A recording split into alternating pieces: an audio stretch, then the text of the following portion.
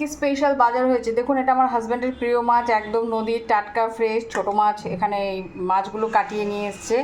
আর এখানে রয়েছে ট্যাংরা, কাঁকলে, তারপরে হচ্ছে বেলে, সব রকম মাছ মিক্স করা। তো দুই রকমের ছোটো মাছ আনা হয়েছে, কেটে নিয়ে এসছে, আবার চিংড়ি মাছও নিয়ে এসছে।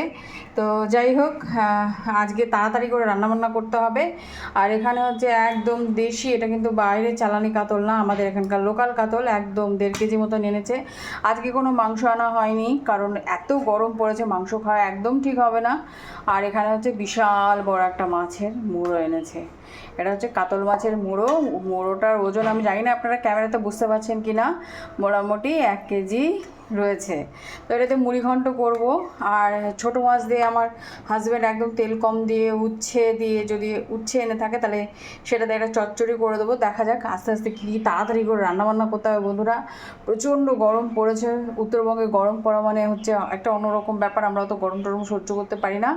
তো সাথে থাকুন, দেখতে থাকুন। আর যদি চ্যানেলটিকে ভালো লেগে থাকে অবশ্যই লাইক শেয়ার সাবস্ক্রাইব করে চ্যানেলের সাথে থাকবেন। টাটা।